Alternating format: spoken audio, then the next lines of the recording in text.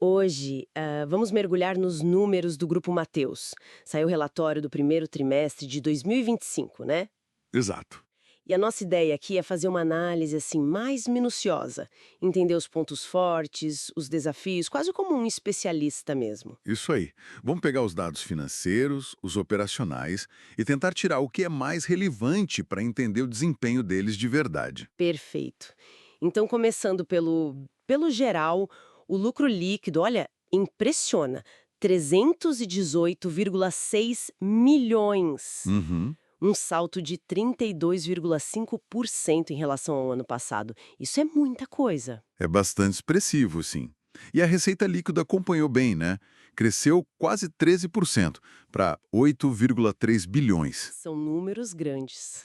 E o interessante não é só crescer a receita, mas como isso se reflete na rentabilidade, certo? Certo. As margens. Exato. A margem bruta, por exemplo, subiu para 23,0%. Ganhou 0,7 ponto percentual.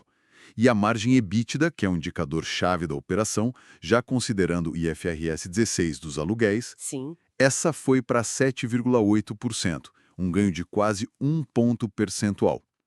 O EBITDA total deu 650 milhões, quase 28% acima. Então, a operação ficou mais eficiente. Gerou mais caixa por real vendido. Basicamente isso.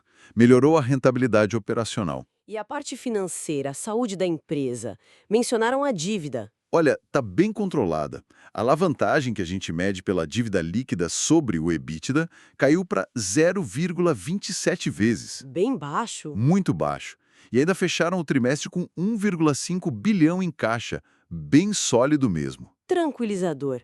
Mas de onde veio esse crescimento todo na receita? Só loja nova? Boa pergunta. Foi uma combinação, na verdade. Eles abriram 17 lojas novas nos últimos 12 meses, o que ajuda, claro. Expansão física. Isso. Mas também teve crescimento nas vendas das lojas que já existiam há mais tempo, o SSS, né? Same Store Sales. E como foi esse SS? Então, o SSS consolidado do trimestre foi 5,2%. Parece bom, mas tem um detalhe importante aí. Qual? O calendário. O primeiro trimestre de 2024 teve o ano bissexto, um dia a mais, e a Páscoa caiu diferente esse ano. Isso afetou a comparação. Ah, entendi. E ajustando para isso? Se a gente ajusta para esses efeitos e olha os primeiros 4 meses do ano, aí o SSS sobe para 7,1%. Bem mais forte, né? Mostra que o crescimento orgânico está ali. Faz sentido. E quando a gente quebra por segmento de negócio? Atacado, varejo, foi tudo igual? Não, aí que a história fica mais, digamos, cheia de nuances. O grande destaque positivo, sem dúvida, foi o atacado, o B2B. O que aconteceu lá? A receita disparou, quase 30% de aumento. Parece que a estratégia deles de colocar mais representantes na rua, abrir novas rotas, está funcionando muito bem. Nossa, 30% é muito forte. E o atacarejo? O atacarejo também foi bem na receita, cresceu 12,1%, mas o SSS trimestral foi mais tímido, sabe? 1,2%. Também afetado pelo calendário? Provavelmente sim. Mas mesmo assim, um crescimento de receita de 2 dígitos é bom. E no varejo e no eletro, que são mais direto para o consumidor final. Pois é, aí o cenário muda um pouco. O varejo teve um crescimento de receita mais modesto, 3,6%, e o SSS ficou praticamente estável, só 0,3%. Quase parado. E no eletro a coisa foi mais difícil. A receita caiu 2,8% e o SSS foi negativo em 1,8%. Negativo. Sim, isso reflete bem o ambiente macro, né? O crédito mais caro, o consumidor segurando mais a compra de bens duráveis, o eletro sente isso na veia. Claramente. Mostra a importância da diversificação que eles têm, mas também onde estão as pressões. E a expansão. Continuam abrindo lojas? Continuam. Abriram mais 4 lojas nesse trimestre. 2 de atacarejo e 2 de varejo. Já são 276 unidades no total. E a estratégia de ir para novas regiões, como o Nordeste, está dando certo? Parece que sim. O foco lá não é só abrir, mas fazer as lojas amadurecerem, ganharem eficiência. E os números mostram isso. Como assim? A margem EBITDA acumulada dos últimos 12 meses lá no Nordeste subiu para 7,0%. O ano antes era 5,4%. É um belo avanço. É um avanço significativo.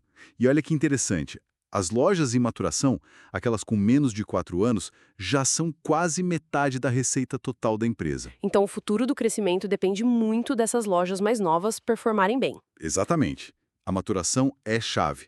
E do lado da eficiência, dos custos, Como ficaram as despesas? houve um controle. As despesas operacionais cresceram, mas menos que a receita, uns 11,2%. Isso fez com que elas representassem um pouquinho menos da receita líquida, 15,2%, uma leve melhora na eficiência. E os investimentos, o CAPEX? Foram menores nesse trimestre, caíram 28% comparado ao ano passado. Parece que o foco foi um pouco menos em abrir lojas e comprar terrenos e talvez mais em reformar e otimizar o que já existe. Entendi. E o ciclo de caixa? Ficou estável em 74 dias, sem grandes mudanças aí. Ok. Então, para a gente fazer um balanço dessa análise toda, o que fica? Um trimestre forte no lucro, na receita, Sim, forte crescimento no resultado final, margens melhores, o que é muito positivo, o atacado voando baixo, voando mesmo. E uma situação financeira bem sólida, com dívida baixa. Isso são pontos fortes claros. mas, por outro lado, Por outro lado, temos desafios visíveis, né? O crescimento das vendas nas mesmas lojas do varejo foi muito baixo e no eletro foi negativo. mostrando a sensibilidade ao cenário econômico. Exatamente. Os resultados mostram que eles sabem executar a expansão e fazer as lojas novas ganharem corpo, principalmente no Nordeste. E a gestão financeira é prudente. A diversificação ajuda muito, mas não blinda totalmente a empresa das condições macro. Faz todo sentido. E aí fica talvez uma questão para a gente pensar, né? O Grupo Mateus continua expandindo, dependendo cada vez mais da maturação dessas novas regiões. Como eles vão conseguir sustentar essa rentabilidade que a gente viu agora se os desafios no varejo, principalmente alimentar e de eletro, continuarem? Onde é que está o próximo motor de crescimento ou de ganho de eficiência para eles?